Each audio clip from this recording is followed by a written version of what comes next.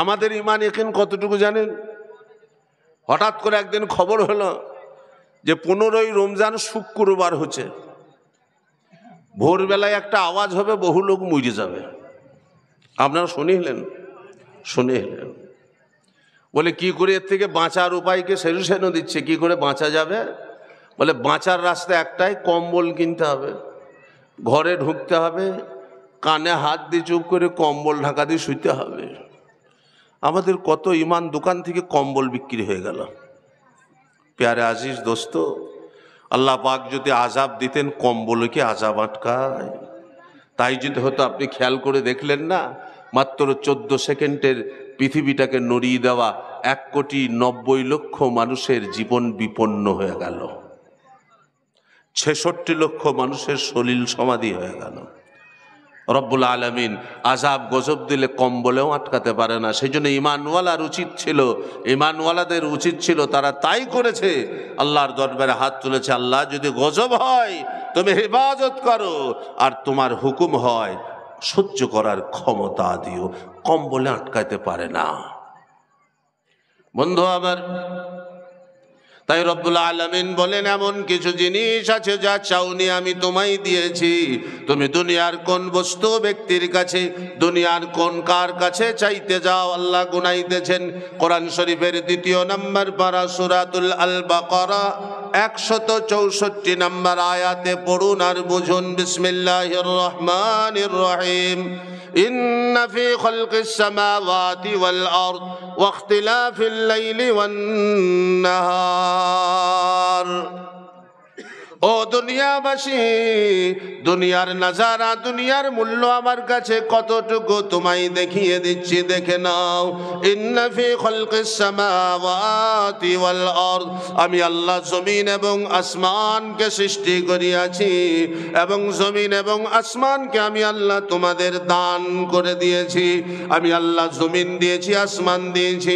দুনিয়ার কোনো মানুষ কোনোদিন হাত তুলে আমার কাছে দোয়া চাওনি, আল্লাহ গো আমাকে জমিন দাও, আমাকে আসমান দাও, এই কথা বলনি।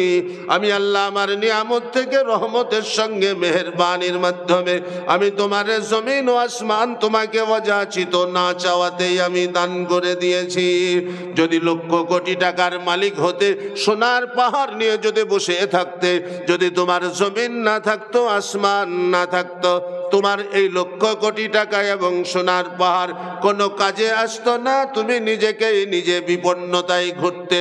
অতএব তোমারে আমি জমিন দিয়েছি, আসমান দিয়েছি, আমি আমার নিয়ামতে দান করেছি।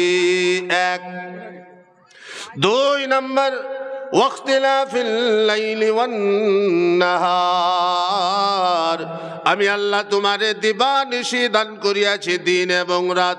বিশ্বের কোন মানুষ চাইনি আল্লাহ গো আমার সন্তানকে তুমি দিন দিও রাত দিও, আমি আমার জন্য চাইনি আল্লাহ দিন দিও রাত দিও। আল্লাহ নিয়ামত দিয়ে দিবালোকও দিয়েছেন, রাত্রির অন্ধকারও দিয়েছেন, আর 2 সময়ের 2টো কাজও দিয়েছেন। কোরআন বলতেছে, ওয়াজআলনা নাওমাকুম সুবাতা ওয়াজআলনাল লাইলা লিবাসান ওয়াজআলনান নাহারা মাআশা। আমি তোমাকে দিন দিয়েছি, রাত্রি দান করেছি। দিনেতে মেহনত করো, রাত্রিতে বিশ্রাম করো, দিনে কামাও আর রাতে ঘুমাও। আমি তোমাকে দিন রাত 2টো দিয়েছি, অযাচিত নিয়ামত। তুমি একবার মনে করো না, যখন রাত্রি আসে আবার দিন আসবে কিনা?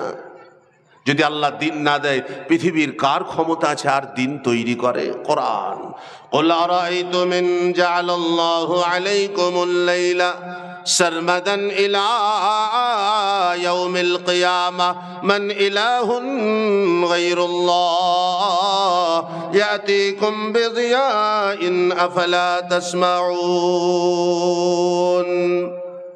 নবী গো জিজ্ঞাসা করো এই সমস্ত মানুষদেরকে যারা বাস্তববাদী, যারা নাস্তিকতায় চলে, যারা নিজের বিদ্যা বুদ্ধির মাধ্যমে শরীয়তকে, দ্বীনকে, ইসলামকে খাটো করে চলে, যারা মসজিদকে বুড়ো আকুল দেখিয়ে চলে, যারা আলেম উলামার দিকে নিজেকে অহংকারের সঙ্গে চলে, তাদের জিজ্ঞাসা করো, ইন জাআলাল্লাহু আলাইকুমুল লাইলা, রব্বুল আলামিন যদি রাত্রিটাকে টেনে নিয়ে গিয়ে কিয়ামত পর্যন্ত ঠেকিয়ে দেয় মান ইলাহুন গায়রুল্লাহ, পৃথিবীতে কোন সত্তা এমন আছে, কোন ক্ষমতাবান এমন আছে, ইয়াতিকুম বিজিয়া, সে আবার দিবালোকের রশ্মিকে ফেরত নিয়ে আসবে, সূর্যকে আবার নতুন ভাবে উদিত করতে পারে, রাত্রির অন্ধকার আচ্ছাদিত জবানকে যেন কেমন ভাবে শেষ করতে পারে, এ ক্ষমতা বিশ্বের কারো নাই।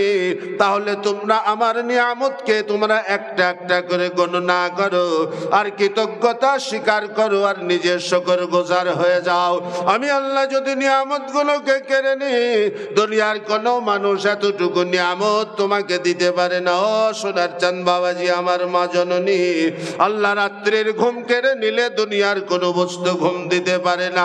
আল্লাহ দিনের শান্তি কেড়ে নিলে দুনিয়ার কোনো ব্যক্তি, কোনো সময়, কোনো জায়গাতে, কোনো ওষুধ, কোনো ডাক্তার আপনাকে শান্তি ফিরিয়ে দিতে পারে না। আমি আল্লাহ দিয়ে থাকি সব কিছু। এত এত সুঘ্রাত নিয়ামত আমি আল্লাহ অযাচিত দিয়েছি। দিন এবং রাত, জমিন এবং আসমান দুইটা হলো। والفلك التي تجري في البحر بما ينفع الناس। আগেকার দিনে মানুষ বা মাল স্থানান্তরিত করার জন্য, এক স্থান থেকে অন্য স্থানে পৌঁছানোর জন্য একটি মাধ্যম ছিল, সেটা হচ্ছে কি, জলপথ। জলপথ দিয়ে, সমুদ্র দিয়ে, নদী দিয়ে। আগে কার্গো করা হতো না, এখন তো বিদেশ থেকে মাল কার্গো করে ফ্লাইটে চলে আসছে, মাল চলে আসছে। আগে এটা হতো না, জমিন থেকে আপনার যে পৃথিবীর এই প্রান্ত থেকে ও প্রান্ত, এই দেশ থেকে ও দেশ মালের যাতায়াত করা, মানুষের যাতায়াত করা, বললে আগে এটা একমাত্র জলপথ ছিল। আজ থেকে নিয়ে আপনার যে প্রায় 60-65 বছর আগে পর্যন্ত যারা হজে গেছেন, যারা 100% নেকি নিয়ে ফিরে এসছেন, তারা জলপথে গেছে, জলপথে। বন্ধু আমার, সোনার চাঁদ বাবাজি, রব্বুল আলামিন বলেন, আমি আল্লাহ ওয়াল ফুলকিল্লাতি তাজরি ফিল বাহর, আমি পানির মধ্যে এমন রিকিউরিটার দিয়েছি যে পানির মধ্যে ক্ষমতা রাখিনি কখনোই। পানিকে বলেছে ভাসিয়ে নিয়ে যা।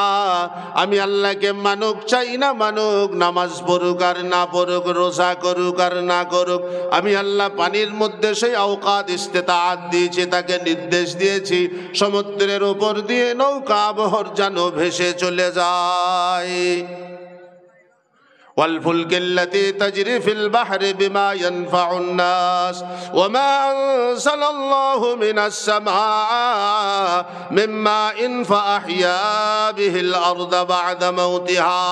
ও দুনিয়ার মানুষ, আমি কত নিয়ামত দিয়েছি গণনা করো।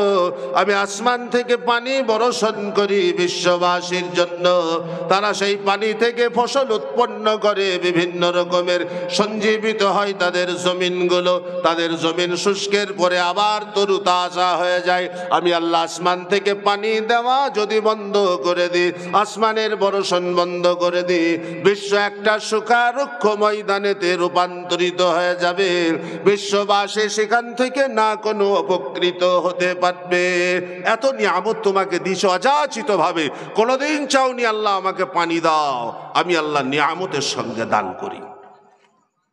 বন্ধু সোনার চাঁদ বাবাজি, কোরআন শরীফের 30 নম্বর পারায় সূরা আবাসা এর 24 নম্বর আয়াতটা একবার পড়ুন, আপনার দিমাগ খুলে যাবে। বললে, বান্দা তুমি কি করে ভাত খেয়ে পালাও, নামাজ পড়ো না? বান্দা তুমি কেন নামাজ রোজা করো না? তুমি যখন তোমার সামনে খানা থাকে, খাবার থাকে, তো সেই খানাটা তোমার সামনে আসলে একবার তাকিয়ে দেখো না। আল্লাহ বলছেন কি সুন্দর করে সূরা আবাসার 24 নম্বর আয়াতে। বন্ধু সোনার চাঁদ বাবাজি, ফালিয়ানজুরিল ইনসানু ইলা তাআমিহি, তোমার সামনে যখন খানা আসে একবার খানার দিকে কেন নজর করো না? কেন চিন্তা ফিকির করো না? আমি ভাত খাই, মুড়ি খাই, রুটি খাই, ফল খাই, এই ফলগুলো, এই ভাতগুলো, এই মুড়িগুলো, এই রুটিগুলোর পিছনে কত আল্লাহর কুদরতের নিদর্শন আল্লাহ অযাচিত দান করেছেন, আল্লাহ গুনিয়েছেন। দেখুন, আন্না সাবাবনাল মা সাব্বা, তুমি যেই দানা দিয়ে ভাত খাও, যে রুটি খাও, যে খাদ্যগুলো আহরণ করো, তুমি একবার ফিকির করো আমি রব্বুল আলামিন এই দানার ভিতরে পানিগুলোকে পৌঁছে দিয়ে তার থেকে উৎপন্ন করি, অঙ্কুরিত করি। সুম্মা শাকাকনাল আরদা শাক্কা, জমিন অত্যন্ত কঠোর এবং শক্ত, আমি রব্বুল আলামিন জমিনকে নরম বানাই, তাতে তার সুন্দর শুষ্ক আপনার দিকে তীরন্নতা উপর দিকে ঊর্ধ্ব গতিতে গামী হয়।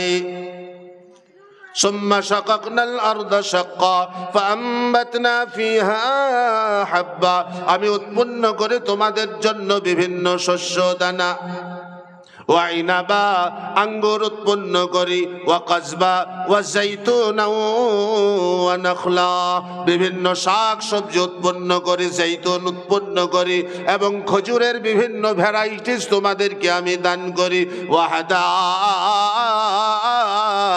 গুলবা, আর আমি তোমাদের জন্য বন্ধু আমার রব্বুল আলামিন বলেন তোমাদের জন্য নানা রকমের বড় বড় বাগিচা বানিয়ে দিই।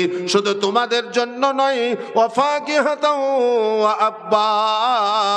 তোমরা খানা খাও কেন চিন্তা করো না, আল্লাহ শুধু আমাদের জন্য বানান না, আমরা বাড়িতে গরু পুষি, ছাগল পুষি, আমরা বিভিন্ন গবাদি পশু যেগুলা পোষণ করি, রব্বুল আলামিন বলেন ওয়া আব্বা, আমি তাদের জন্য বিচরণের জন্য ঘাস পোষ উৎপন্ন করি। মাতা আল্লাকুম ওয়া লিআনআমিকুম, তোমরা আমার কাছে চাও না, আমি তোমাদেরকে আমার নিয়ামত হিসাবে তোমাদের অযাচিত দান করেছি। মানো আর না মানো, আমি দিয়ে দিয়েছি, নাও, ব্যবহার করো, খাও, বিভিন্ন রকমের জিনিস তোমাদের দিয়েছি নিয়ামত স্বরূপ। তুমি কেন খাবার পরে আমি আল্লাহকে ভুলে যাও? এতগুলো নিয়ামত খাওয়ার পরে কেন মসজিদ থেকে বুড়ো আঙুল দেখাও? কেন দিন থেকে পিছিয়ে যাও? কেন দিনের মজলিস থেকে নিজেকে এড়িয়ে চলো? বন্ধু